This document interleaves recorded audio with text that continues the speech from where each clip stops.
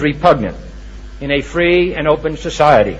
And we are, as a people, inherently and historically opposed to secret societies, to secret oaths, and to secret proceedings. I think a new world order is emerging. An inside job? How dare you? How dare you? To create, so to say, mass-produced models of human beings arranged in some kind of a scientific caste system. We shall go on to the end. We shall fight with growing confidence and growing strength in the air. We shall never surrender. That was Churchill. Good day, everybody. It's the 31st of May 2014. This is UCY.TV with the Solvinur Event. How you doing, everybody? Today we're going to try again what we tried to start last week, the 3 distinctive modes of human cognition, or 3 levels of cognition. They are the mythopoeic, the philosophic mode, and the scientific mode.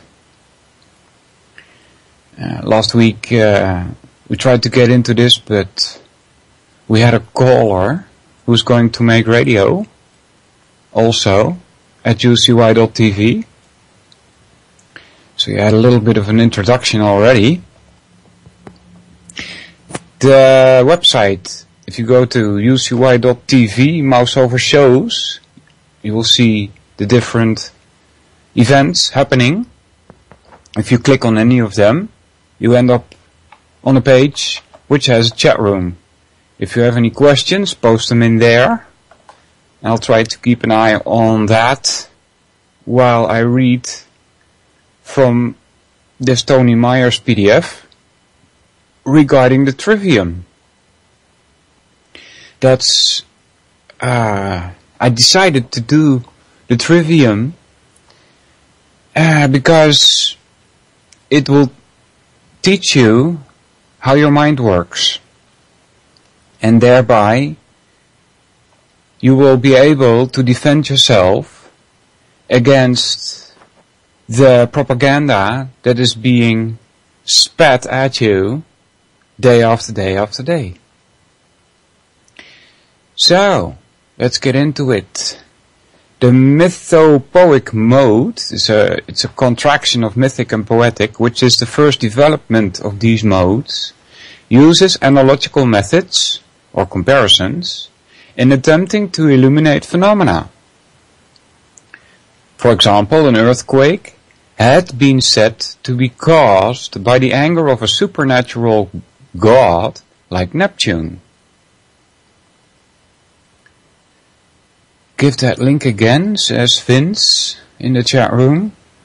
What link? There is no link I can give you.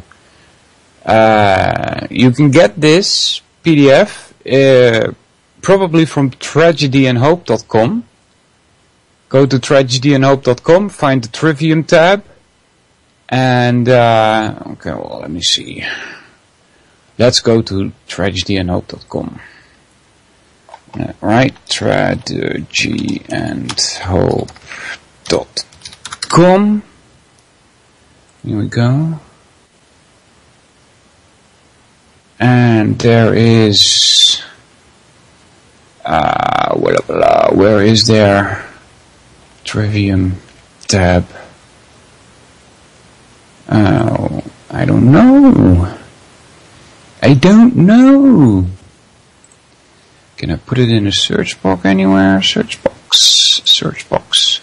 Maybe I didn't get it from Tragedy and Hope. Maybe it's from Trivium Education. Let's see, right there. triviumeducation.com. triviumeducation.com. And And there is the trivium. Then click grammar, I think. Or study materials. Study materials. That's where I got it from, I think. Fuller Bookminster. John Taylor Gatto. Randall Hart. Yeah, we did him like months ago or so. Michael Labrossoir, that's the 42 fallacies, which we've discussed. Trivium Binder. Oh, is that Jared? Ah, okay, yeah. Jared Sanchez, Trivium Binder. I hope to get him on.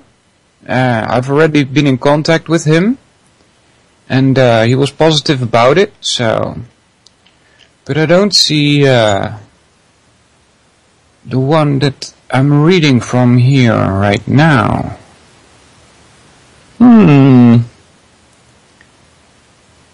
Alright, I'll tell you something else. If you want this PDF, what you do is documents, maybe it's in here.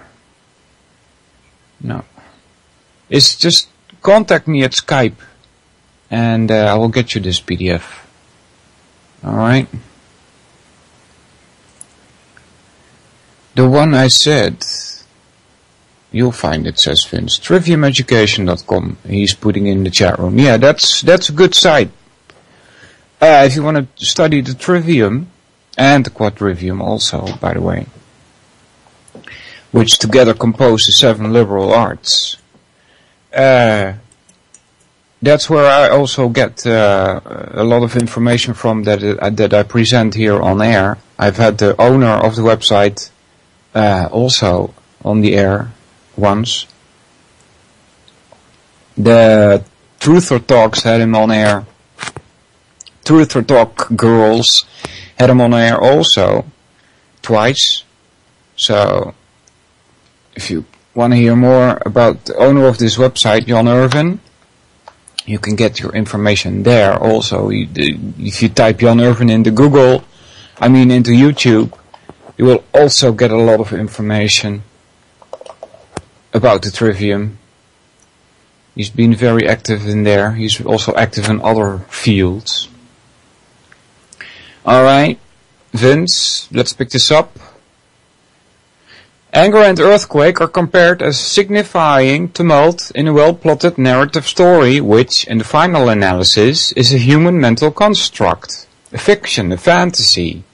Here there is no basis for a rational argument or for the advancement of another possibility in explanation. That's in poetic way of explaining things that you see. Alright?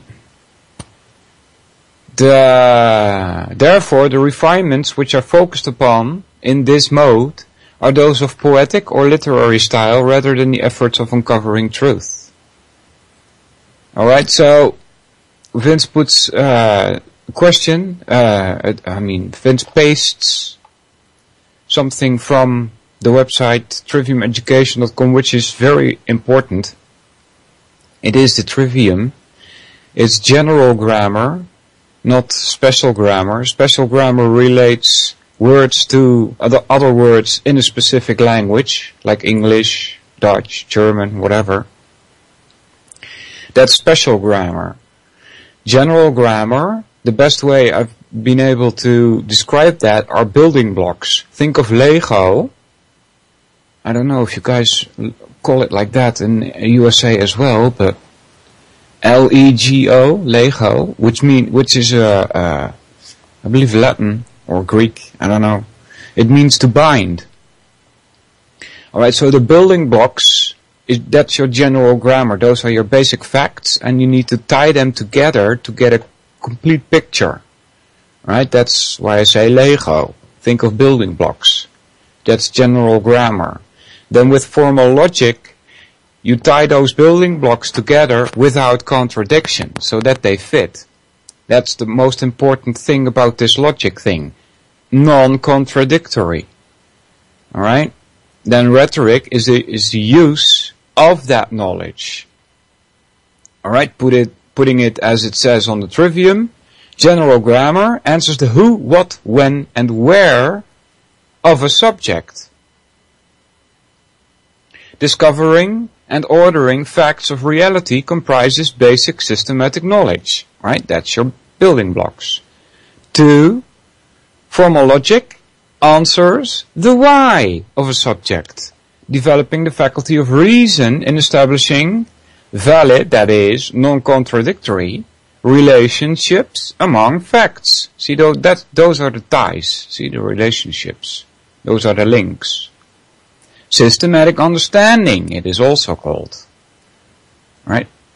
Then classical rhetoric provides the how of a subject. Applying knowledge and understanding expressively comprises wisdom. Or in other words, it is systematically usable knowledge and understanding.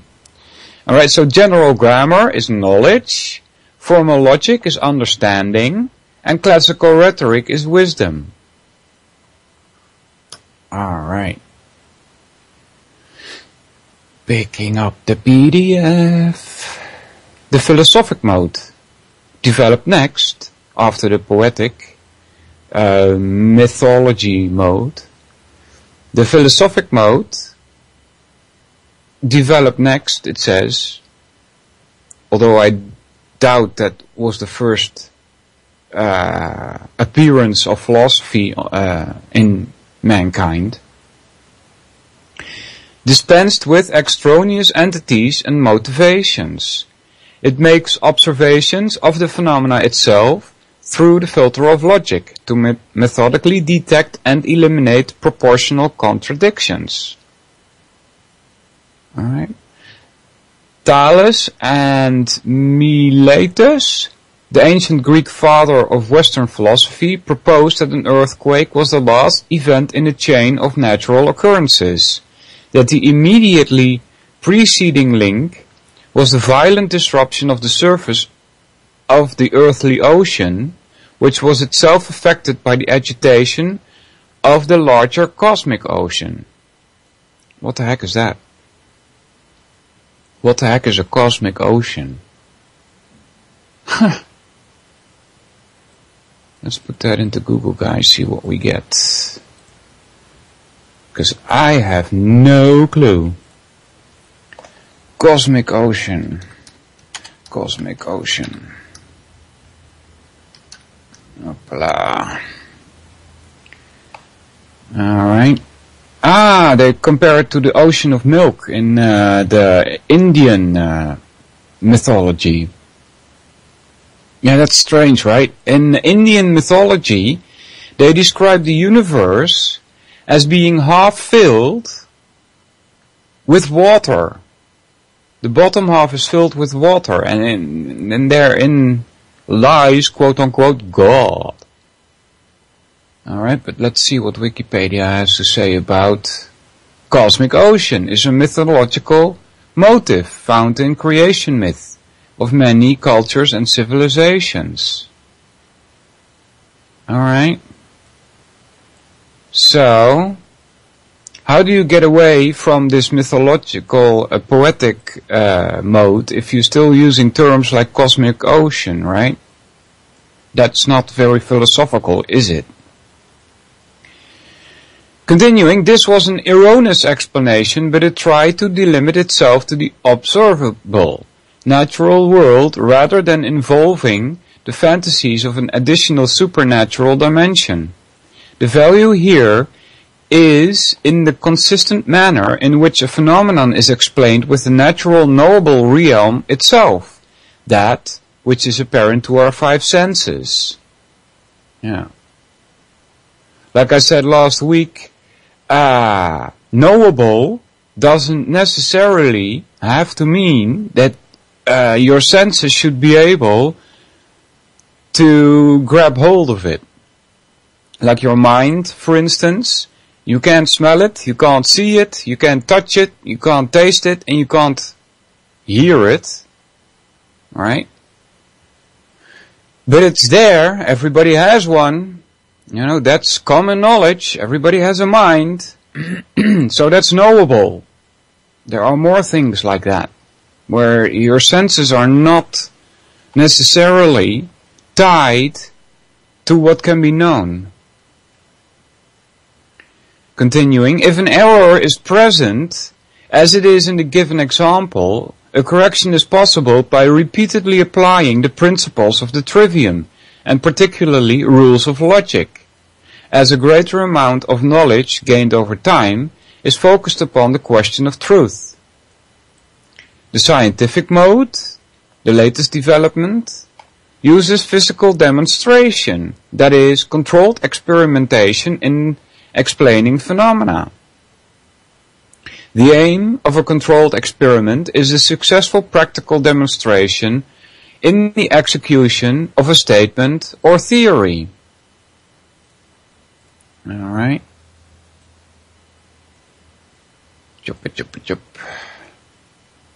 If the full understanding of nature is not present, or if there is an error in that theoretical statement, the designed experiment will not go to completion and the statement will have remained a hypothetical one.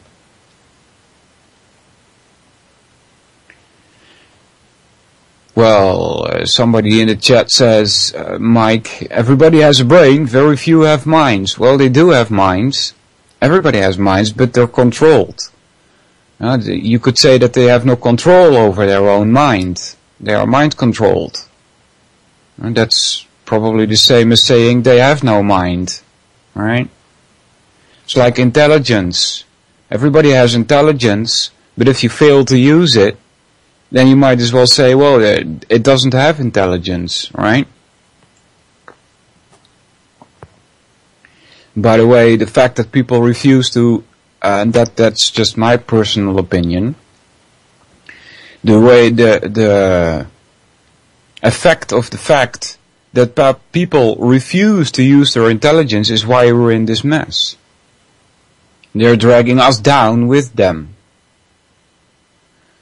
Continuing, if the understanding is sufficient and therefore true, any number of such experiments will go to completion and all witnesses to the event will have perceived exactly the same actions and relationships in the process of those completed cycles. Yeah. I don't trust these, the way it's being put here. Look. They try and measure the speed of light. We've discussed this before, right? And every time they come up with different values for the speed of light.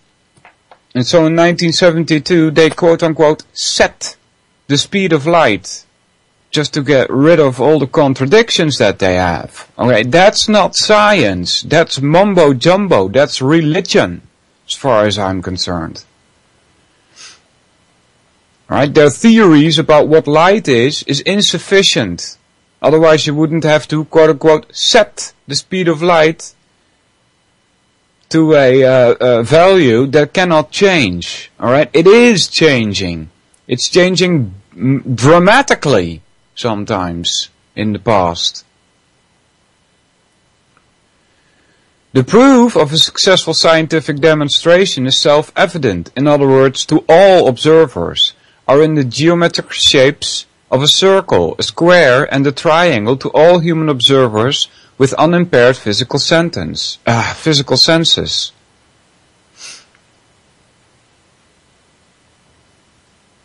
In the authorship of a scientific theory, which has been successfully demonstrated by experiment, the qualification and quantification necessary for that demonstration will be included in the theoretical statement of explanation. As time has progressed into a more modern era, a sufficient amount of quantifiable data has been discovered about the pertinent conditions for producing the effects of an earthquake. Yeah. That's something that's, as far as I'm concerned anyway, I'm not sure yet. Well, what to think of these explanations being presented for an earthquake. If you've ever used Google, what is it? I don't remember the word anymore. There is this program that Google made, and you take a camera position and you can view out. Is it Google Maps? I'm not sure.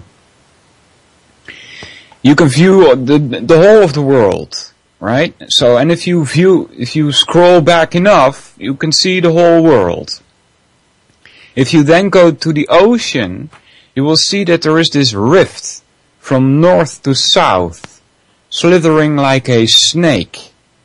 And it seems to be breaking open at that point. Now, unfortunately, I have not been able to confirm this yet, but it seems that in the past, scientists have gone to this rift, taken the samples from the floor there, and tried to estimate how old it is. And it seems that at the rift, the soil is much younger than 4,000 kilometers east or west of it. Go 10,000 kilometers and it's even older. So it seems to be ripping apart there. It seems to like break open. Now that could be a explanation for earthquakes as opposed to continents drifting, you see? The discovery is that very specific volcanic and or geological conditions, not hydrodynamic conditions as Thales had assumed, in very specific geographical locations will produce earthquakes. These may be influenced by the gravitational effects of the moon, but enough information along those lines has not yet been analyzed. Okay, why not the sun? Why is the moon named here? Just because it's closer? That doesn't make any sense to me, guys. The Earth is revolving around the sun because it's caught in its gravitational field. Which one do you think is stronger, the sun or the moon? So, anyway, continuing. Rather than being a controlled experiment, a natural earthquake possesses all of the quantifiable criteria that has been gathered over time and can be accurately correlated after the fact. The point to be made here is that both earthquakes and successful experiments are objective events which are perceivable to all witnesses in like fashion. Alright. It's time to welcome some people in the chat. You can get there if you go to ucy.tv, mouse over shows, click on any of them. And then you end up in the chat. Listener is there, Vince is there, Mike is there, Jules is there, JJ. What's up, buddy? Dan is there, and Bipolar Bear is there. I hear JJ is coming back on the air, guys. So, let's see if we can plug JJ. When are you going to be on? There. And welcome everybody. How you doing? 3 Anons also in the chat. Welcome.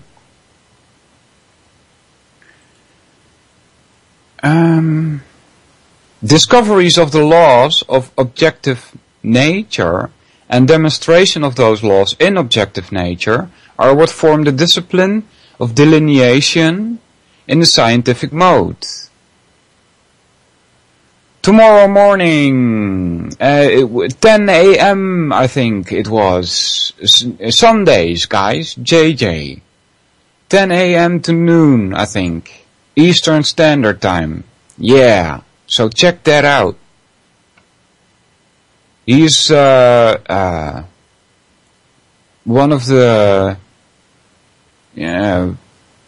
as I can see, I compare him to Jack Blood. Yeah, he's like, he will say anything. It doesn't matter, and he's very honest. All right, Okay, that's for JJ tomorrow. Every Sunday, 10 a.m. to noon. The following is an excerpt from another letter which may better clarify the 7 liberal arts and sciences. Liberal is used here not in the modern but in the classical sense. It is literally liberating or setting individual minds free from ignorance through the understanding of reality. As regards contemporary society, this understanding would liberate us from taskmasters of all sorts, despots in schools and in the workplace, unscrupulous professionals and self-serving propagandists in government, media and advertising, by giving us the freedom to competently explore reality for ourselves. Alright. Scroll, empty page. Page 30, guys. Discussion on grammar. Interesting. Primary organization of thoughts. Grammar, not only the rules developed and applied to the ordering of words, concepts for verbal expression and communication in the form of a sentence, but our first contact with thinking systematically about reality. Put simply, this is the initial self-conscious technique used improperly, that is discursively and sequentially, organizing facts on a particular subject. This includes a broader definition of grammar, which targets any and all topics, not only that of language.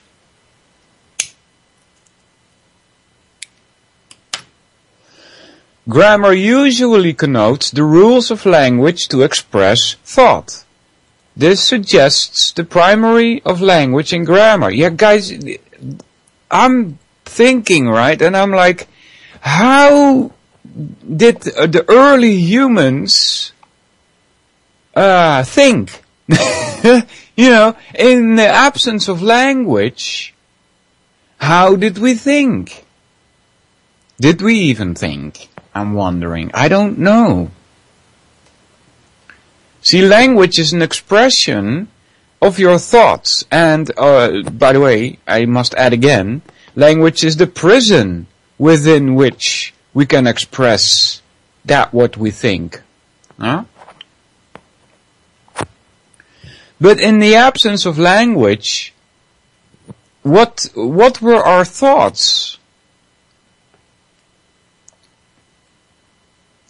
So that's it reminds me of Adam and Eve. No, not Adam and Eve.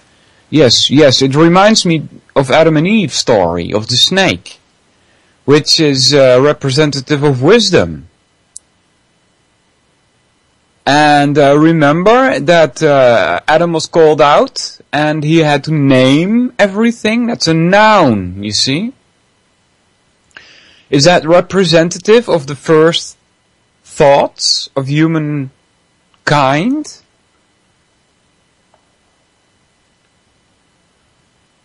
Grammar usually connotes the rules of language to express thought. This suggests a primary of language in grammar.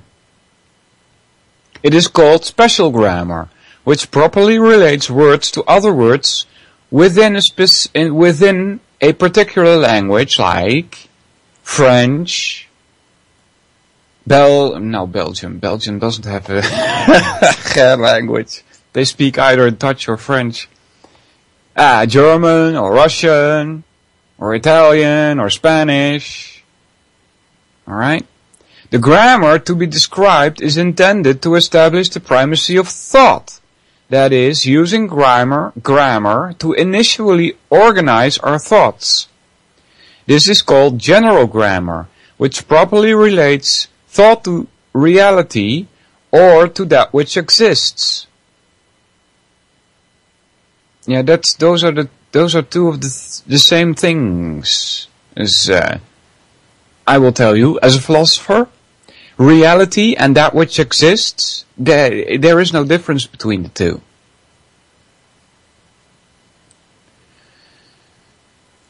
Blah, blah, blah.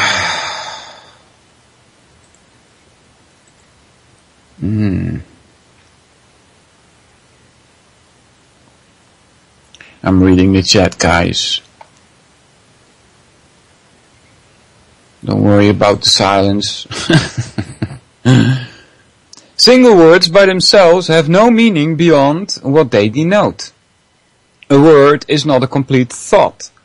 Slow, green, above, bird, only point out phenomena like action, attribute, relations, and things. They are not complete thoughts. A sentence, a series of words containing a subject and a predicate, is the first representation of a complete thought which has meaning. At times, a thought needs more than a word representing a thing, a substance, noun or pronoun, and another word stating something about the subject upon which the thought is predicated, a verb.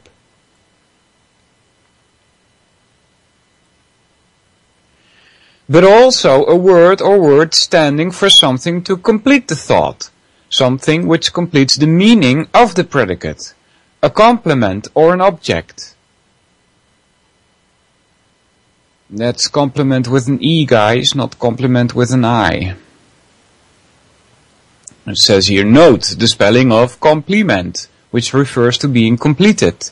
It is different from the more commonly used term referring to admiration, spelled compliment. Yeah, I don't know why that's in here. Everybody should understand we're talking about compliment with an E. How can you get confused with compliment here? This is the basic structure of conceptual thought.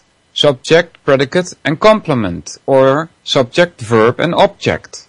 In so-called progressive schools, this is stated as a thing, a substantive. Yeah.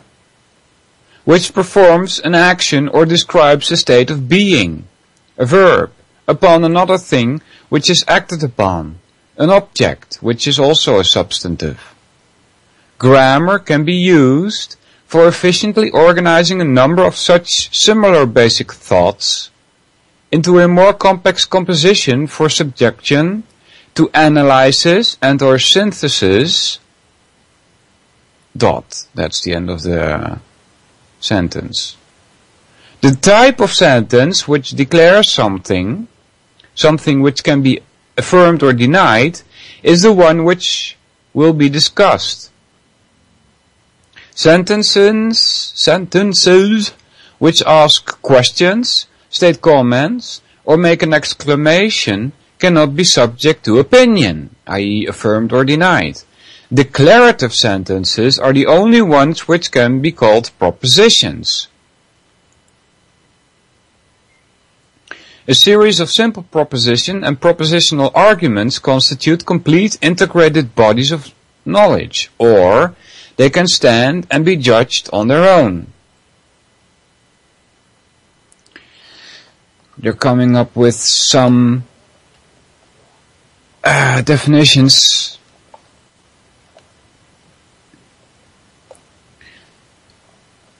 Existence, definition, /sentence. No, not existence, definition /sentence. Example, definition /sentence. Existence is every substance, action, attribute, and relationship that is, was, or ever will be. Alright? That's how it's used here. Substance. There are concepts of existence. Substance. A person, a place, or any substantial thing perceived through the 5 senses, I guess it should say. It doesn't in this PDF. Alright, that's 1. Substance, a person or place or any substantial thing perceived through the 5 senses. So where does your mind go then? Is that not seen as a substance? In ancient Indian philosophy, they do see it as a substance. They have a link to the 5 senses as well. They call it earth, water, fire, air, and ether. Those are the 5 elements, as they call them. They call them gross elements. They relate to 5 senses as well. Earth, water, air, fire, and ether. Ether belongs to the ears. I think fire was for the eyes. Earth for the hands, feeling with your hands, the fingertips, 2. Instruments of knowledge, the 5 senses, pronouns and nouns. 3. Action, those things that nouns do, as in motion or states of being, and verbs. 4. Attribute, property of an entity like color, dimension, quantity or quality of force, traits of life, sentience, etc. Adjectives, nouns, modifiers, and adverbs, verb modifiers. Alright, 5. Relationship, comparison among existents, usually spatial and or temporal. 6. Prepositions, words which connect other words to show the relationship among the things those words represent. And then the words or, and, but, etc. are words or concepts to show relationships among thoughts and are used for unit economy in communication. They're called conjunctions.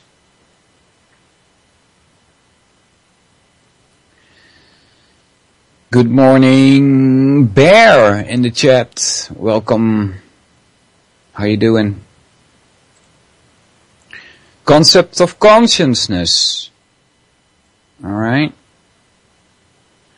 There is a tie between the word conscience and science. In Dutch, the word consciousness is bewustzijn. The BE in the front is you can throw that away. You can throw away the last part, zijn. What you're left with is wust. And that sounds like German, wissen, which means to know. That's what it is. That's knowledge. That's understanding. No, that's not understanding. That's knowledge. So science and conscience are tied. Those 2 words. The knowledge and conscience are tied, I should say. Alright, science should be about knowledge, which it's not. It's more of a religion. But, Bear asks, how am I? Well, I'm still alive. That's what I usually respond. I'm still alive. Yeah. So, but consciousness, it has to do with knowledge, right? The more you know, the more conscious that you are. It really ties to waking up, guys. It really does. The more you know, the more awake you are. Alright? The more conscious you are. Concepts of consciousness. There are 7 of the 9 essential components in the study of grammar, presented in the logical order, if not the chronological order, in which they were probably developed for expression and communication. What does it say? These are 7 of the 9 essential components in the study of grammar. Oh, interesting. That's the one I just gave you, right? 1, substance. 2, instruments of knowledge. That ties to pronouns and nouns. 3, action, which ties to verbs. See? 4, attribute, which ties to adjectives and adverbs. See? 5, relationships. 6, prepositions. And then 7, conjunctions. Words like or, and, but. Alright? Those are the 7 of the 9 essential components in the study of grammar, presented in a logical order, if not chronological, in which they were probably developed for expression and communication. Yeah. Why does he use the word developed here? Why not evolve? You know, I don't know what happened in the past that we now have a language, but it's still a question for me. Did we evolve language from an ape-like state of being, like ooh and ah, and squeak and cry, you know, to more like words that have meanings? Or did language come about in only a few people, which were considered to be priests, because they were the most intelligent among us, and they developed a language for us to use so that we would be in their prison? You see? I don't know how that happened.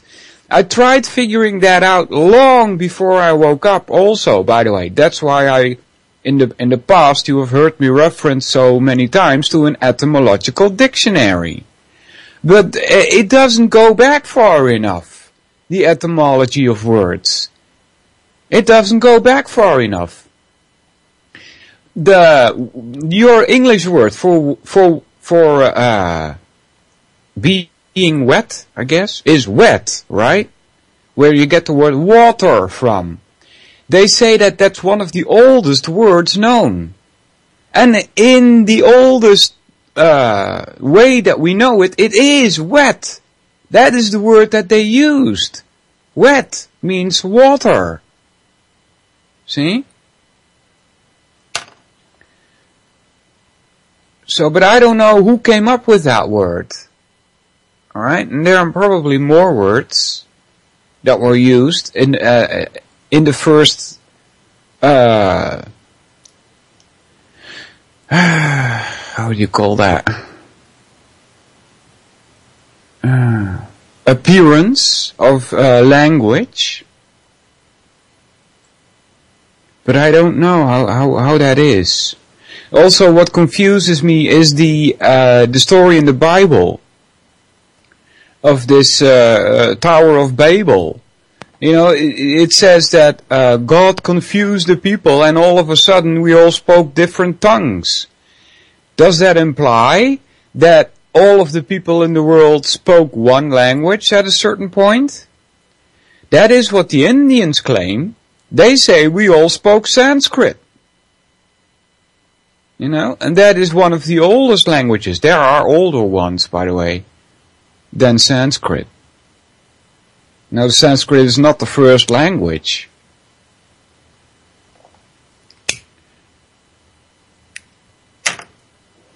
Alright, continuing. The other two are articles, a or an and the, placed for a noun to show whether it is a general or particular. Right? Think of the difference between man and a man.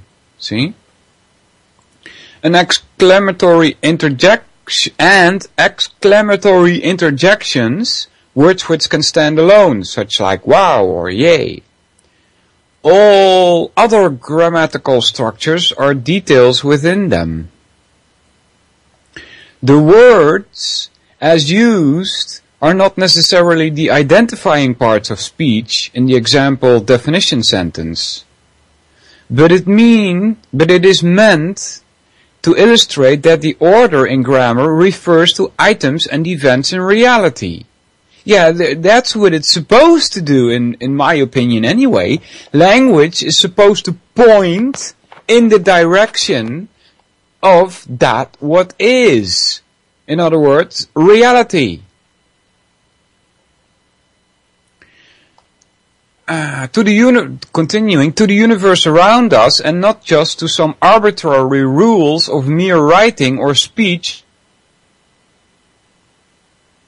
inventions such as was unsuccessfully attempted when the rules of Latin were applied to English. Then it ends with a question mark here. I don't know how to read this sentence as a question. Alright, doesn't make sense to me. This is the way the human mind begins to interact with its environment, its surrounding natural existence, and its uniquely conceptual capacity. General grammar, as mentioned initially, can be applied to all subjects and propositions, not just those that deal with language. The data comprising any topic can be ordered by defining what is acting or relating. The subject, pronouns or nouns, and modifiers. The names of the actions or relationships themselves, verbs, preposition, and modifiers, right? And that which is being acted upon or related to, the object. This primary level organization is now ready to be understood, scrutinized or proven, by subjecting to the rules of logic. See, this is a reflection of how your mind works. Right? I think that the way in which your mind works has a lot to do with how language came about. This primary level organization is now ready to be understood, scrutinized by subjection to the rules of logic. In logic, for example, entire phrases or sometimes paragraphs within a proposition need to be identified as subject, predicate, and complement so as to be analyzed deductively. Technically, this is termed subject and theme. Alright, summary. The work of grammar is to identify, gather, and discursively arrange raw factual data of a similar nature into a specific body of knowledge. Alternatively stated, the work of grammar is to convert raw data into coherent information. The effect of grammar is to produce primary or first order knowledge of a subject. Alright, scroll, empty page. Discussion on logic. Next. Discussion on logic. Analysis or synthesis of a body of knowledge. Yeah. Definition of fact. Hold on, guys. A bit of coffee. It's almost cold. Damn it. Definition of fact. A concept, brackets open, a word, brackets closed, which corresponds to the reality that is apparent to our five senses, our five instruments of knowledge. That's their definition of fact. Yeah. I would use a different definition myself.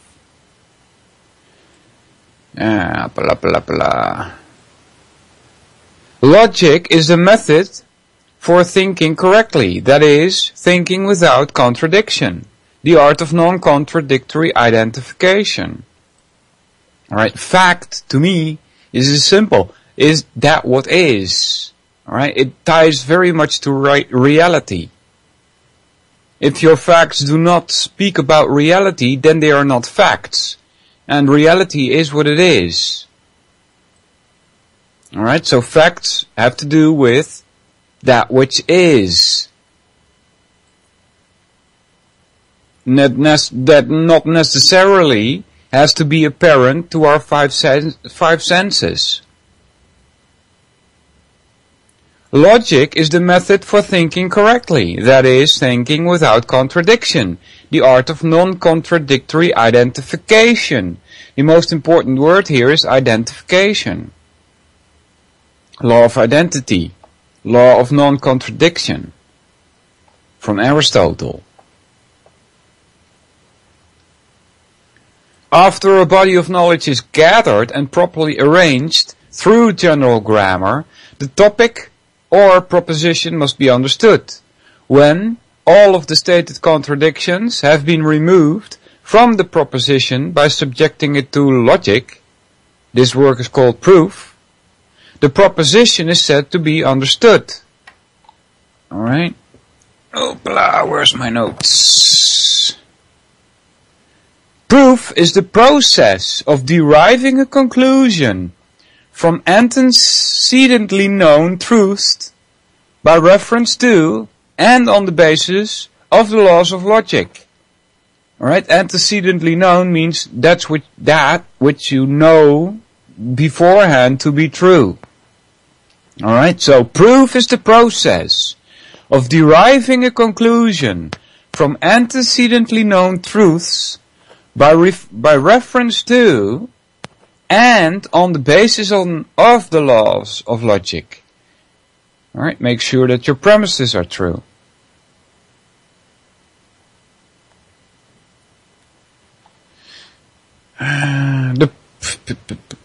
So, when all of the stated contradictions have been removed from the proposition by subjecting it to logic, this work is called proof, the proposition is said to be understood.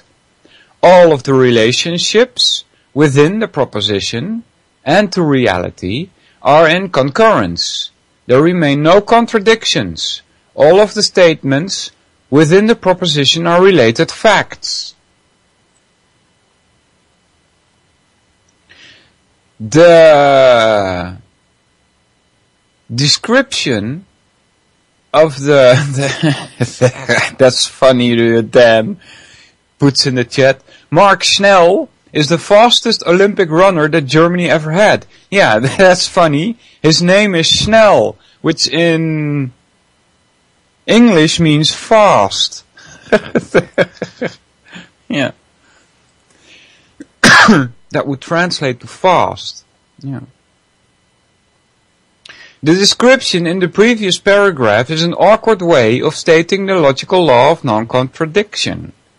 Presented figuratively, an existent cannot be A and non-A at the same time and in the same respect. Alright. What do I have here in my notes? Everything is either A or non-A at a given time and respect.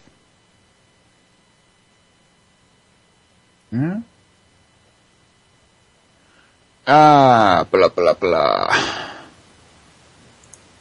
Logic is the field originally identified and described in the Western world by Aristotle of Stagira, the philosopher. That was his name. The philosopher, they called him the philosopher. Yeah, Snell is fast, big bipolar bear. Yeah. In Dutch, Snell. In German, Schnell. Yeah. It means fast. Or quick. Logic is the field originally identified and described by in the Western world. Yeah, because it existed before that. By Aristotle of Stagira, the philosopher, and arranged as the organon, meaning the organ of knowledge. It is even among his other intellectual feats, his greatest achievement. It is man's method of passing from the known to the unknown, thereby making it known ad infinitum. Ad infinitum. Yeah. How do you do that, right? I don't get this. It says, it is man's method of passing from the known to the unknown. How do you do that? What does that mean? Thereby making it known. I really don't get this, guys. I really don't. Van het bekende naar het onbekende, daarmee making het bekend? I really don't get it. No, even if I translate it into Dutch, it still doesn't make sense to me. Anybody knows what's being meant here? Huh.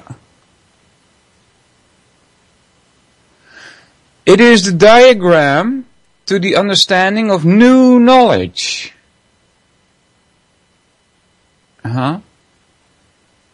As logic concerns itself with establishing the non-contradictory, it provides a functional definition of truth, a proposition in correspondence with objective factual reality. Yeah, there is no difference between truth, that which is, and reality. Below are diagrams relating personal belief and objective reality to the position of truth. They illustrate the schematic structure of truth, but also the growth of understanding as a normal mind progresses from youth to maturity. Right? He's spelling truth here with a capital T. That is a philosophical way of putting the word truth out there. Right? If you put it with a capital T, it means that which is, or reality. If the trivium method of thought is in use, a proportionally greater convergence of the areas of reality and belief, along with an increase of the blue area of truth, will be present. What? Blue area? What does he mean? Logic consists of 4 basic elements. 1. The informal logic fallacies. 2. The rules of definition. 3. The rules of deductive reasoning. And 4. A guide for inductive reasoning. If you want to know more about this, guys, type in the YouTube Solvinur, S-O-L-V-I-N-U-R, that's me, and Gene Odening, G-E-N-E-O-D-E-N-I-N-G, and he goes into deductive and inductive reasoning. It's very, very good. He explains it very, very well. The common informal logical fallacies, so-called because these mistakes or intentional deceptions made in arguments exist in either form of reasoning, deductive or inductive. Familiarity with these 20+ fallacies will aid when one is presented with outside arguments or one's own thought processes, which seems on first glance to be valid, but something intuitively does not quite fit. That's cognitive dissonance, guys. Don't confuse cognitive dissonance with denial. The something which does not fit can often be segregated and identified as commonly fallacious. That is, these flawed, contradictory propositions are so commonly used that a list has been compiled to apply as a shortcut in dismissing their content in a logical argument. Alright, and also, if you find a fallacy, that doesn't mean that what is being proposed isn't true. It's just that the way it is being put in front of you is fallacious. The person might be mistaking, not misleading you purposely. If he's misleading you purposely, then the chances what he's saying is incorrect are very high. But if he's just mistaking because he hasn't acquainted himself with these lists of fallacies that are out there, then you just need to check the facts. Alright? There is a small, he's going into a couple of fallacies here, so let's check them out, shall we? Fallacies of irrelevance. Alright? Last time I had a discussion with some friends, and I was talking about Muslim religion, alright? How they treat women, for instance, how they view us as dogs, right? And I said religion is it's dangerous, alright? And then they say, yeah, well, Christianity has the same, alright? That's not relevant. I'm talking about Muslims and their religion. You see? Fallacies of relevance. 1. Appeal to inappropriate authority. Argument ad verecundium. That means you accept what anybody says. It doesn't have to be an authority, but just anybody. Could be your mother, your sister, whatever. If you believe what they say without checking the facts yourself, then you are committing this fallacy. It's called argumentum ad verecundium, also known as appeal to authority. Alright, so 1. Appeal to inappropriate authority. Simply because a recognized authority presents an argument does not necessarily mean it is valid. This is by far the most commonly occurring fallacy. This reminds me of what I wanted to say to you, I believe it was 2 weeks ago. Jan Irvin pointed out the religious aspect of science when he said that those people who are known as authorities in the field of quantum mechanica can hold 11 contradictions in their head at the same time. Because they claim that there are 11 realities out there. Okay, that's ridiculous. There is only one reality, just as there is only one truth. Alright? 2. Appeal to pity. That's ad misericordiam. Speaks for itself, right? 3. Appeal to emotion. Ad populum. I don't understand this translation here. Why doesn't it say appeal to man's feelings, right? Because ad populum ties to the word populace, population. That's us, you see. 3. Appeal to emotion, which is known as ad populum. A. Prestige jargon, use of technological wording to intimidate. Kant was an expert at that. B. Use of derogatory humor to intimidate.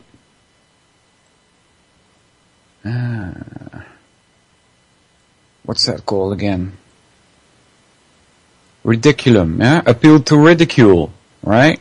Use of derogatory humor to intimidate. 4. Appeal to force, ad baculum. Alright? If you don't believe me, I'm gonna hit you over the head with this bat. Appeal to force. If you don't believe me, if you don't believe God exists, you're going to go to hell. Alright? That's appeal to force, ad baculum. It's a fallacy. 5. Irrelevant conclusion. Ignoratio elenchi. A. Argument from incessant repetition, ad nauseam. 6. Argument from ignorance. Now that's a tough one. Onus of proof principle, alright? Ignorance of the fact that a negative cannot be proven, or that a proposition cannot be called proven due to the lack of positive proof. It's ad ignorantium. So when somebody is trying to convince you of something, and then at the end of his argumentation he says, prove to me it's not so. Otherwise you're going to have to believe me. Okay? That is a fallacy. It's called argument from ignorance. You cannot say, if you are trying to present something to somebody, prove to me that it isn't true. Because you can't. You cannot prove a negative. Alright? 7. Argument against a man, ad hominem. Well, you see that used a lot, especially in chat rooms. Argument against a man, ad hominem, abusive or circumstantial. Right? You attack the person instead of the argument. Somebody says, look at those stripes in the sky. I don't trust it. Oh, you're nuts. That's just contrails. Right? Ad hominem. You see? Argument against a man, ad hominem, abusive and circumstantial. The opposite of verecundium. Right? Remember, verecundium is authority. Appeal to authority. An argument is not necessarily invalid because it is proposed by a particular individual. The argument should be judged on its own merit, its own content. Those all fall under fallacies of relevance. There's fallacies of presumption. One is begging the question, petitio principii. It manifests itself in different forms. One is circular reasoning. 2 is a restatement. 3 is arbitrary redefinition. 2, under fallacies of presumption, is a complex question. Questions asked in such a way as to presuppose truth of some conclusion buried in the question. Alright? So, for instance, who or what created the universe is a complex question, because we don't know if the universe was created in the first place. It could have always existed. See? So the question, who or what created the universe, is a fallacy. It's a complex question. 3, non sequitur. It doesn't follow. 3a, false cause. Effect and cause are not in alignment. B, 1, after this, therefore, because of this. Post hoc ergo propter hoc. Alright, so for instance, if they say, well, and this might not even be true, you know, about the CO2, they measure the CO2 in the air and they say, well, it seems to, when there is more CO2 in the air, that it gets hotter. Alright, first of all, that may not be true. It could be that it first gets hotter and then the CO2 rises. But second of all, it's a fallacy. You can't say just because there's more CO2 in the air and therefore it gets hotter. See, it's a non sequitur. It doesn't follow. There is no basis for creating this link. Fallacies of ambiguity. Ambiguous. Right? Therefore in order to avoid doing this, you need to be non-ambiguous. Try to use words that have one meaning, for instance. Right? If you use words that can have different meanings, then your sentence may be misunderstood. Fallacies of ambiguity. 1 is equivocation.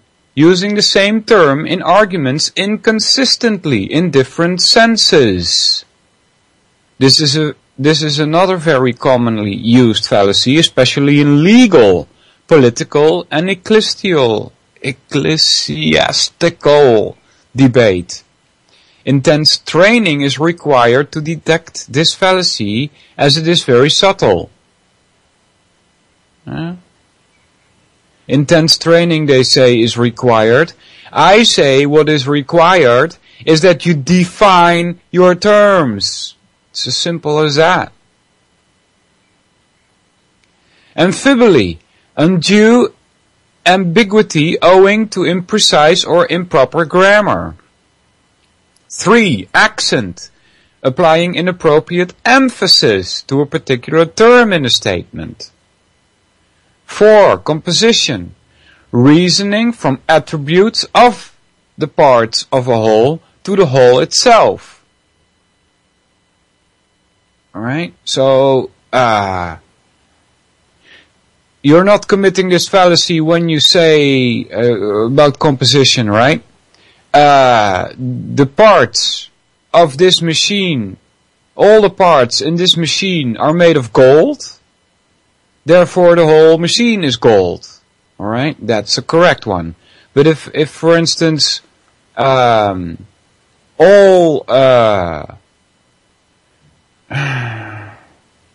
the parts in this machine are cheap, that doesn't mean that the whole machine is cheap. Because you can have 50 million parts to this machine. Then it makes it very expensive. Even if it was just $1 per part, you see? 5. Division.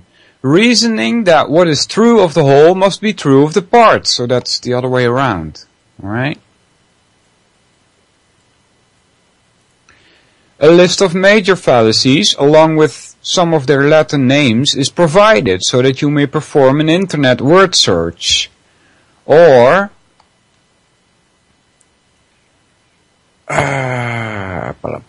refer to any introduction to classical logic text under informal logical fallacies to enumerate and explain the particulars on this or any of the following topics.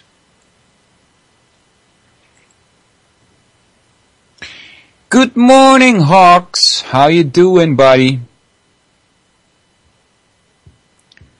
What's up, guys, in the chat?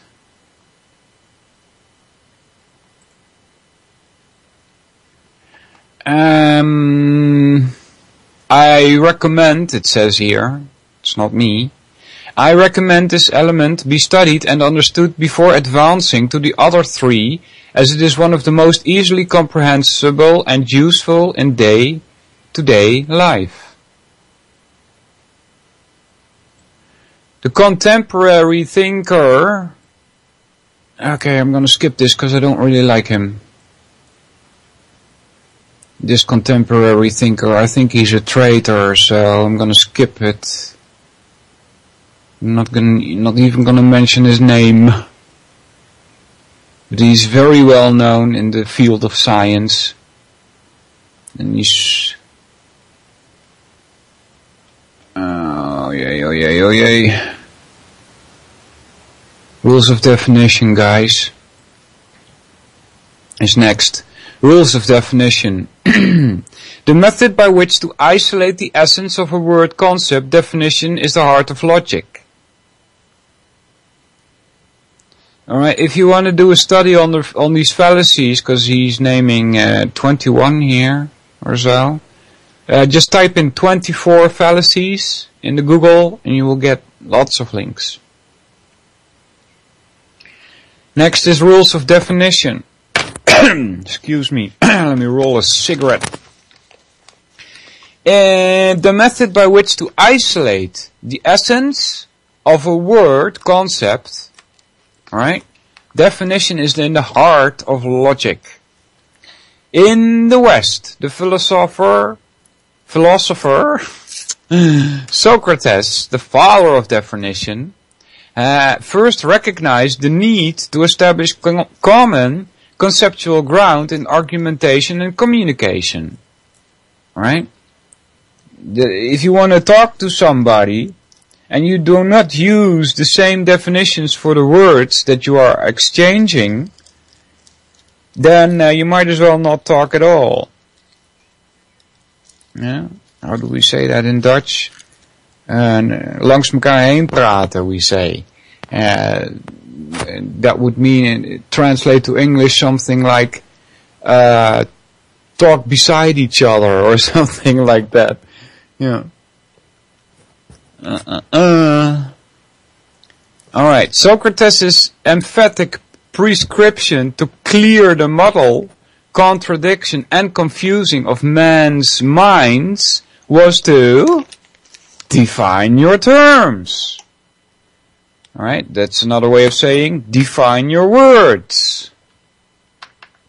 The Socratic method consists of defining all terms within an argument or a proposition until there are no contradictions or inconsistencies within it. If inconsistencies are still present, the argument is considered to be an error. Alright? I don't know, I don't understand why it now opens brackets and says the negative holds the field in logic, argumentum ad ignorantium. I don't see how that applies to defining your terms. It's probably my bad, but it's an important one. Keep that in mind, that the negative holds the field. If somebody tries to say, convince you of something, tell them to get the evidence for it. And this is still ongoing, guys, but we had a discussion last time about World War II, and it was said that It was said that Germany declared war against the United States. When you look further into that, it is because Germany had signed a pact with Japan and Italy, kind of like a NATO pact, right? Where one gets attacked, all three are at war, right? That's why it is claimed that Germany declared war. And I looked at a video that Dan posted in the chat. It is and these recordings are priceless, by the way. There were more to be found. They are of the Reichstag. You know, you can hear Hitler and Goering. You can hear them speak. And I listened to this whole series that there was on the United States declares war, and there Hitler himself says that because they were in agreement with, that they had signed an agreement long before with Japan and Italy, that because of that they are now at war with the United States. Right? I still need to see the documents. Right? If, for instance, if the United States goes to war with somebody, you would supposedly need the Congress to come forth with a document, right? And that document has a number and a name, alright? I still need to find that document that the Germans indeed declared war.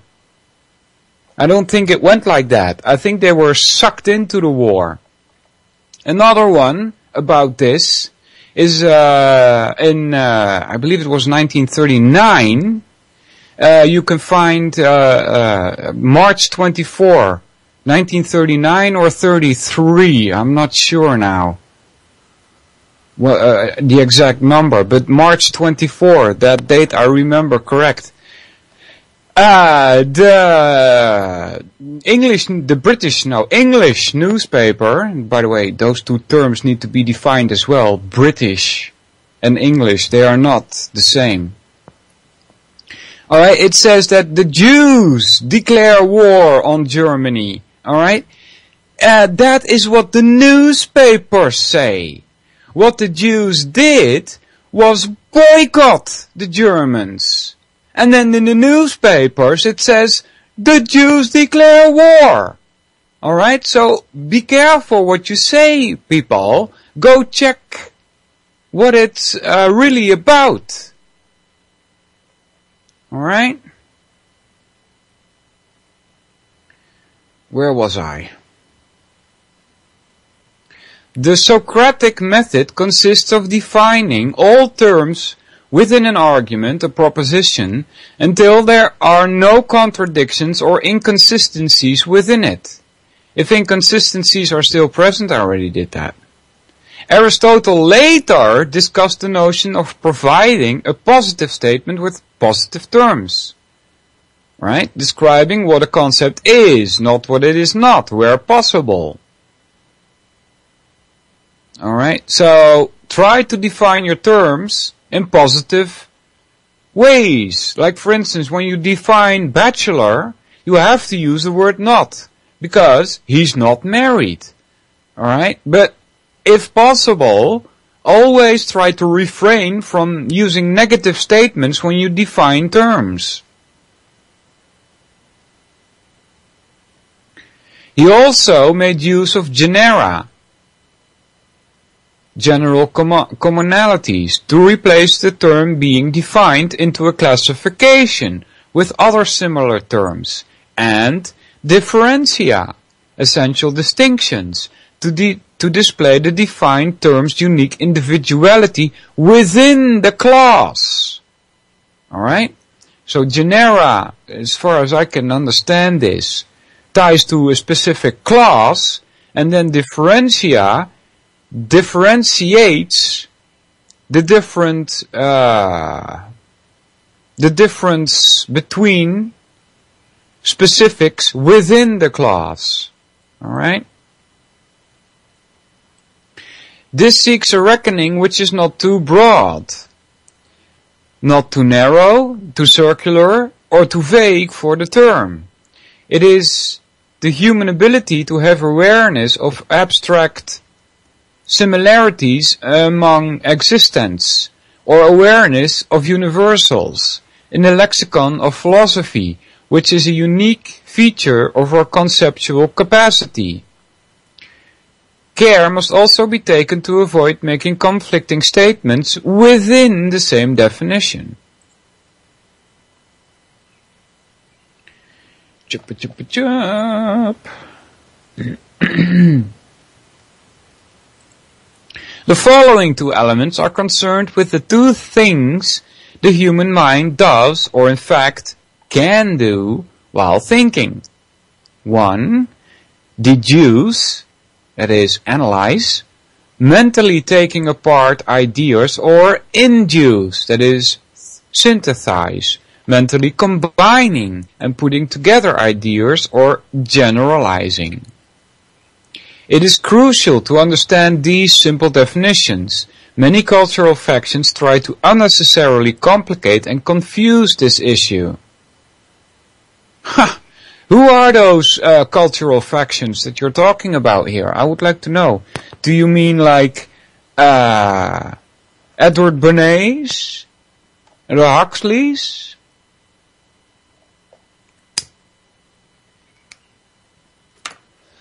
Rules of deductive reasoning. Mentally taking ideas apart. The process of passing from known general principles to particular cases in cognition. From the base. Alright, let's try this again. The rules of deductive reasoning. Mentally taking ideas apart.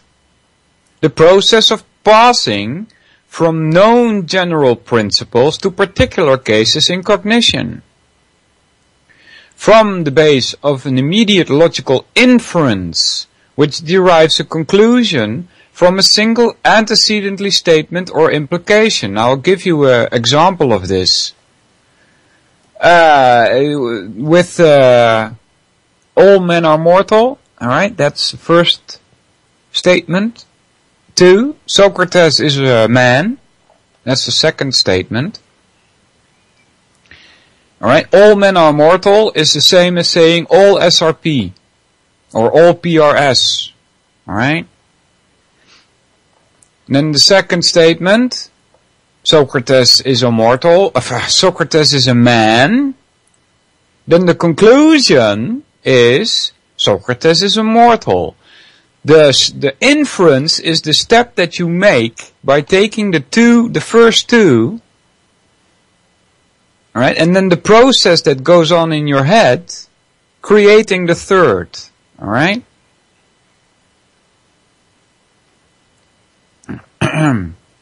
From the base of immediate logical inference, which derives a conclusion from a single antecedently statement or implication, the tri-term syllogism, connected discourse, was described and fully explored by Aristotle. Yeah, right. I need to copy this and put that into Google again, because we've done this before, guys, but what does syllogism mean again?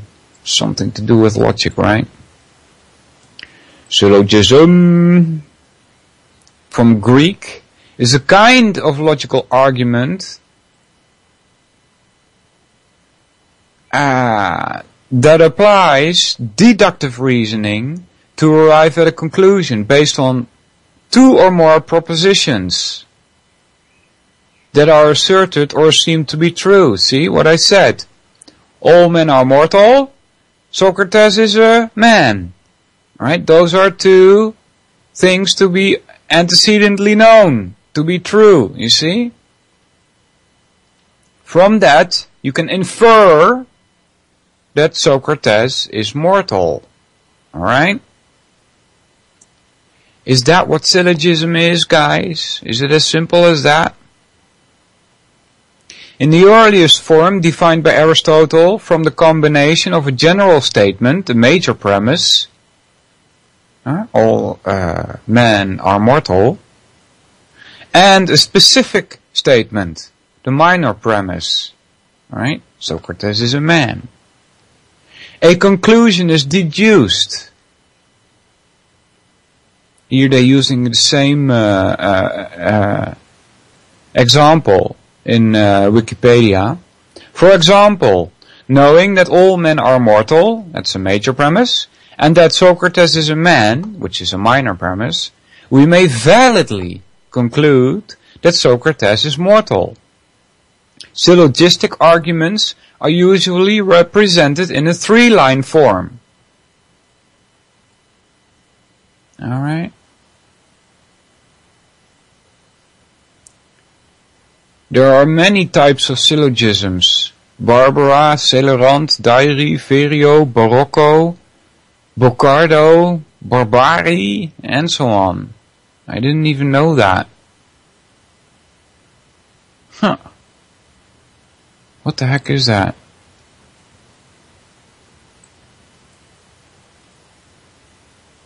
Barbara is the one that we used. Calerant is no reptiles have fur. Alright?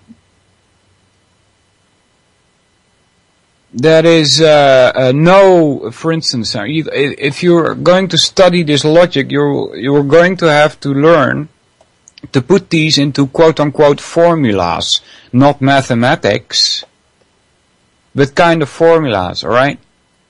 And it says here, no reptiles have fur. You should try, at least according to the man that is teaching me this logic right now, to use a form of the of the verb to be. So no reptiles have fur would be no reptiles are being non-furred. It doesn't quite make sense, right? No reptiles are being non-furry animals, right? So that is no R's are F, right? No reptiles are furry animals, right? No reptiles are furry animals. No R's are F. All snakes are reptiles, alright? All S are R's, alright? So first you start with no R's are F's, then you get all snakes are reptiles, all S's are, therefore no snakes have fur. Therefore, no S are furry animals. They say in brackets it says MEP and then it says SAM. This is something to be studied more closely, guys, but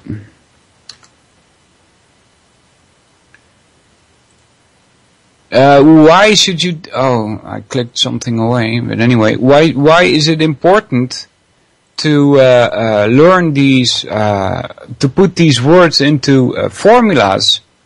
Because there is this square that I've talked to you guys before about, right? And the square has 4 letters, just A, E, I, and O. And there's a cross in this square, and it's about contradictions and contraries. And if you learn to put sentences into these formulas, like all S is P, and or no S is P, or no S is not P, right? Then you will be able to put them in these squares, and from that you can draw conclusions about the statement being made. Alright?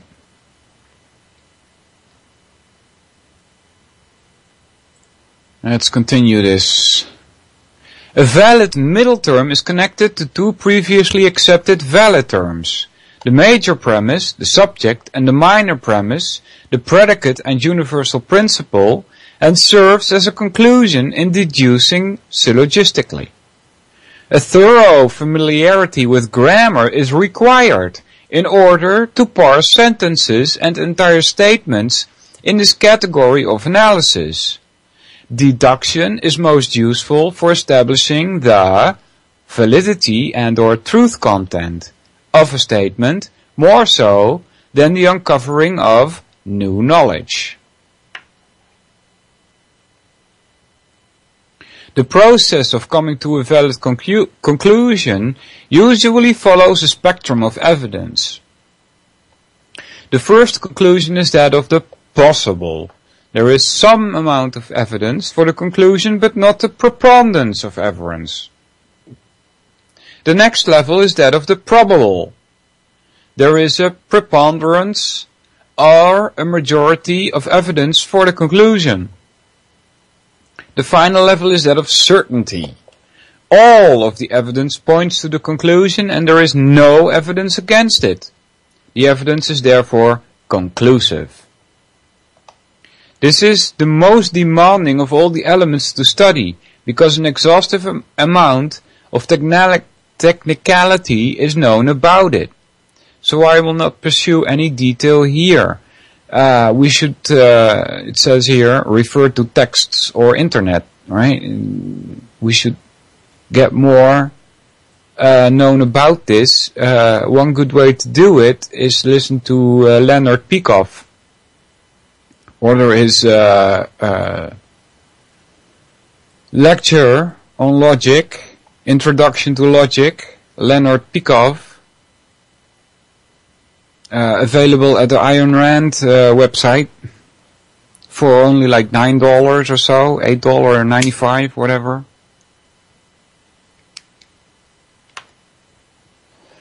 Guide for inductive reasoning, mentally putting ideas together, or forming valid generalizations to the process of passing from particular instances to forming valid general principles in cognition. What the heck? It's a guide for inductive reasoning, right? Mentally putting ideas together, or forming valid generalizations, right? The process of passing from particular instances to forming a valid general principle in cognition. This is the primary channel to new knowledge. Aristotle provided only a guide for this category of reasoning rather than set rules, because the ancients did not have a valid and complete understanding of concept formation, and we do not have a firm grasp of the process of concept formation to this day. Axiomatic induction, which defined sensible, that is, via your five senses, self-evident, irreducible axioms like existence, identity, and consciousness was known to the ancients. Yeah. And they had what was termed perfect or enumerative inductions, which was, hypothetically, to observe every instance of a phenomena before advancing a general statement of principle, essentially saying, one has to know everything before knowing anything, an impossible task. Yeah. I get the idea, right? That you have to know everything before you can know anything, because new facts can change the way that you look at reality, and reality is everything, right? But you have to start somewhere, right? So, however, this did lead to a synthesis called genuine induction, which could provide reasonable probabilities rather than certainties, and observing the consistent results in several instances. Not until Francis Bacon hinted at the fundamentals of the scientific method, and Isaac Newton used it to integrate the science of physics, was the confident declaration of a universal assumption realized. The scientific method is the next. Observe natural surroundings to pose a specific question in the physical universe. 2. Formulate multiple hypotheses in attempting an answer to the question. 3. Extrapolate from the most likely hypothesis to devise an experiment for proof of that hypothesis. 4. Conduct a repeatable experiment for corroborative proof and with which to deduce a statement of theory.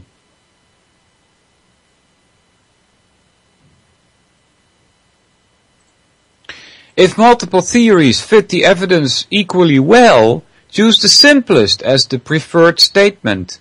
This maxim is called Occam's razor, the law of parsimony, which is the final consideration in the process of a scientific method. Natural laws, when discovered, are elegantly simple. It is a man's imagination which tends to complexity. Science is the discipline of demonstrating phenomena as defined by Aristotle. In modern terms, it is the discipline of experimental demonstration. If a hypothetical proposition cannot be successfully demonstrated and independently corroborated by experiment in the physical realm, it's still a hypothesis, not yet science. Science can be said to be the art of the possible, because it is demonstrated in a realm apparent to everyone through their senses. The 19th century philosopher John Stuart Mill codified the scientific method mentioned above also and developed another body of inductive modes headed Mill's methods. John Stuart Mill, right?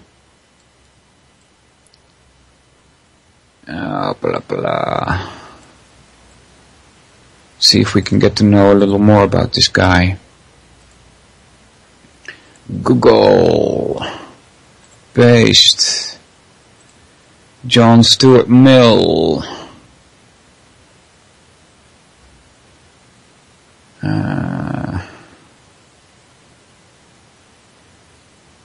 I'm getting Dutch links here, guys, so that's not so nice. You stupid Google. I can set you to English, but you still give me Dutch crap. John Stuart Mill. Yeah, we'll take this one. John Stuart Mill, 1806 to 1873. It says here, British philosopher, right? So what does that mean, British philosopher? I mean, India is also British. Alright, do you know how many British countries there are out there? It should read English philosopher if he's born in England. Not British. The term British is very, very vague. British has more to do with a political statement than anything else. It's the British Empire, right? John Stuart Mill, English philosopher. I think, anyway. Economist. I don't even know where he was born, but we will see, maybe. John Stuart Mill, English philosopher, economist, moral and political theorist, and administrator, was the most influential English-speaking philosopher of the 19th century. His views are of continuing significance and are generally recognized to be among the deepest and certainly the most effective defenses of empiricism and of a liberal political view of society and culture. Huh. What? Generally recognized to be among the deepest and certainly most effective defenses of empiricism and of a liberal political view of society and culture. Alright, so what the heck is empiricism? Copy that. Google. Paste that. Empiricism. Empiricism is a theory which states that knowledge comes only or primarily from sensory experience. One of several views of epistemology, the study of human knowledge, along with rationalism and skepticism. Okay, so empirically means via the five senses. Empiricism emphasizes the role of experience and evidence, especially sensory experience. Yeah, right. That doesn't go far enough as far as I'm concerned. Alright, John Locke is here posed as a leading philosopher of British empiricism. Again, British. Alright, starting to bug me, that term, British. Alright. I mean, let's see what we get. If we copy that, put that into Google. British.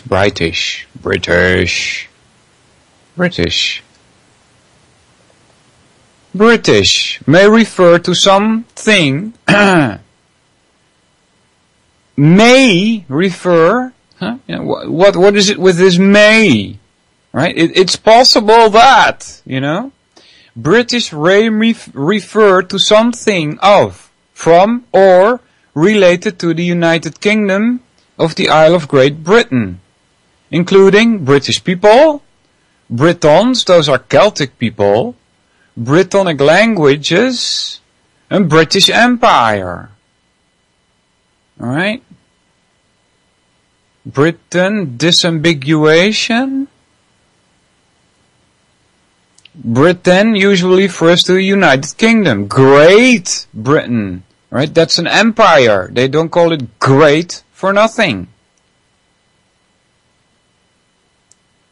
Alright, so, but the whole word British looks to me to be more like an idea than anything else. Alright, where were we? Mill's methods, right? John Stuart Mill. Method of agreement is 1. 2. Method of difference. 3. Joint method of agreement and difference. 4. Method of residues. 5. Method of concomitant variation. There is one important fallacy which applies to inductive thought. It is simply called hasty generalization, a premature inductive conclusion made without consulting the general common fallacies or by corroborative use of the scientific or Mills method. Analogies, methods of making comparisons, are perceived as potentially powerful means of communicating ideas, but most of us are unsure as to why this is the case. The reason is that metaphors, personifications, allegories, and similes, the various forms of analogies, are inductive in their nature as well. They usually refer to general or universal themes in their comparisons. Logic is most often defined as the discipline of valid inference. Historically, the form of explanation in discourse was not more fully developed until the time the philosophic process of thought matured and the scientific method process of thought was introduced. Explanation is a statement in which the cause, the all-important why, of the proposition is antecedently known. That is, for explanations to exist, a critical mass of knowledge forming a causal database must be in place. Alright? I'm sorry guys, I lost where we were here. Until written records began to supplant records kept by oral tradition, there was an insufficient and inappropriate database. Explanation was not prevalent in ancient times. Therefore, a method of checking or validating one's inference from an implication, which could be derived from comparison, analogy, direct awareness and or testimony, was greatly needed. Aristotle filled that need by describing the method of deductive logic, when implication and direct inference was the dominant form of discourse. A certain sense of ancient Western history and familiarity with the theory of poetry and literature can assist in comprehending the distinction between logical thought and analytical thought. Yeah. Logic is an uneven subject and study. It is a series of pointers. Part of the field is communicated through explanatory commentary. But concrete examples of the various concepts must also be examined before the student gets it. I stress, if you pursue the study of logic, confine your inquiries to classical or Aristotelian logic. The so-called symbolic logic, having omitted the use of concepts, cannot help in making evaluations. It is a field unto itself, more properly a discipline akin to syntax, but certainly not logic. Summary. The work of logic is proof. Proof consists of following the definition of a new or unfamiliar concept or proposition along a chain of previously defined concepts which are connected to a known principle, this is deduction, or experimentally demonstrating phenomena in reality to, quote-unquote, discover a principle, that's induction. Excuse me, guys. 3. Principle, a foundational truth, usually ostensive, upon which other truths depend.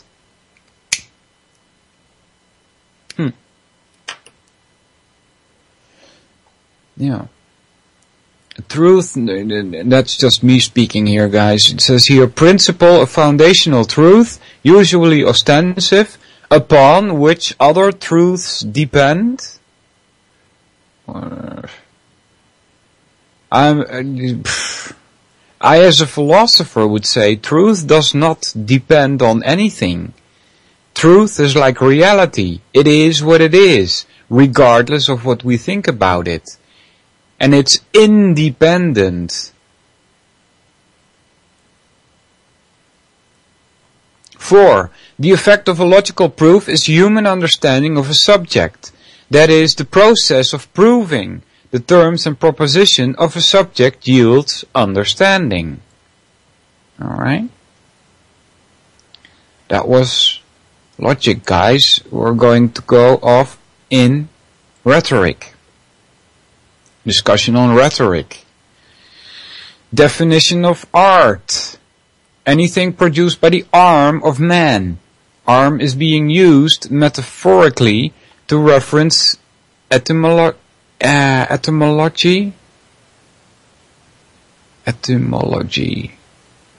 This is again a broad definition which includes the concept of fine art, that is, the most popular connotation of art.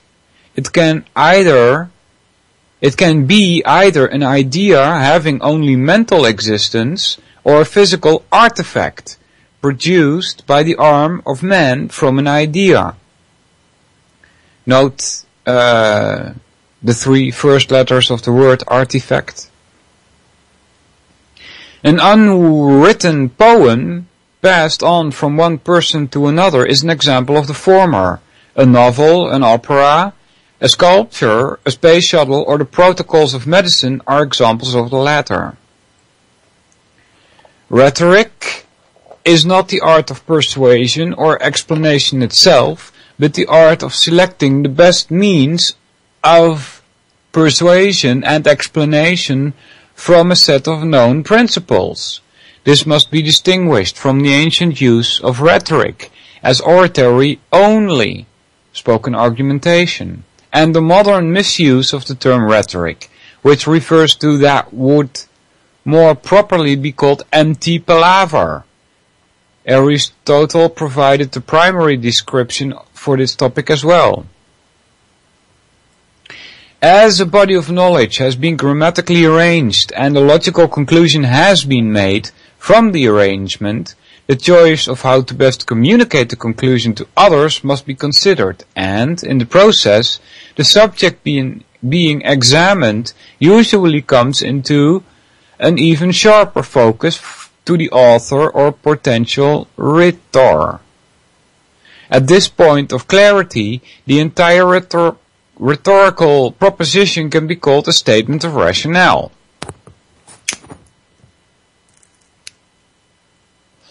The conclusion and the thought process behind that conclusion have been stated. What is often overlooked when discussing rhetoric is that it can be more than a form of conceptual expression. Due to its product of mental clarity, it can also be used to provide a physical outcome by deducing a statement of protocols from the statement of rationale. A physical result or a manufactured artifact, manufactured. A physical result or a manufactured artifact can be actualized by proceeding from grammar to logic and on through rhetoric. The elements of rhetoric are the 5 stages of composition. A. Invention. B. Arrangement. C. Style. D. Memory. And E. Delivery. 5 stages of composition. The 3 types of discourse. A. Deliberative. B. Judicial. C. Ceremonial. They are related to time, future, past and present tense respectively. These last three, I guess, deliberate, judicial, and ceremonial. The past and future belong to man. The eternal present now belongs to the gods. That's Aristotle, apparently, quote. I like the quote from 1984 much better. It goes something like, he who controls the past controls the now, I think it was. What was it again? He gets all three of them, the future also, I think. What was it again? I can't remember now. He who controls the now controls the past? No. Anyway, it has to do with the fact that everything was perfect, right? It could not be non-perfect in this world. And Winston was working at the Ministry of Truth, and he had to correct certain facts in order to make it perfect again. So, if you had control of the past, you had control of reality, right? The control of the now. Well, how did he factor in future in that? I don't remember. Don't think, maybe he didn't, I don't know. But that's a good book to read anyway, 1984. Yeah. Past and future belong to man. The eternal present now belongs to the gods, says Aristotle. How about that, huh? Present and now in one sentence. The eternally present now belongs to the gods, right? The word eternally means no beginning and no end. Alright? And then present also means now, right? The eternally present now belongs to the gods. Yeah. Why, Aristotle? Why? Why, oh why, do you use the word gods here?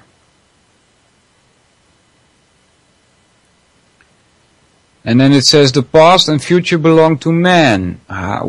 What does he mean with that? It reminds me of other statements like history is written by the victors. Alright? Truth is decided by those that are victorious. Alright? Or truth is created by those that are victorious. Anyway. More elements of rhetoric. 3, the topics. A, common topics. B, special topics. C, oration. And then 4, the 3 appeals. Rational, emotional, and ethical. And 5 is types of proof. Inartificial and artificial. 6 is arrangement, introduction, statement of facts, confirmation, refutation, and conclusion. 7 is style, diction, sentences, rhetorical figures, schemes and figures of speech. Alright, so it's 58, so I want to say thanks to everybody in the chat. 8 Hawks, Banjovi, Bipolar Bear, Dan, Hack T, Jax Rocks, Joe Friday, Jules, and thanks for giving me the time to speak on air, Jules, and Mike, and Vincent, and Iota, and Gringo, and One and On. Thanks everybody! This has been one more event of the Solvinur Radio, and I will be back next week. We will continue here with the thing on rhetoric. How dare you? And I'll see you guys next week, guys. Thanks for listening. Take care. To create, so to say, mass-produced models of human beings arranged in some kind of a scientific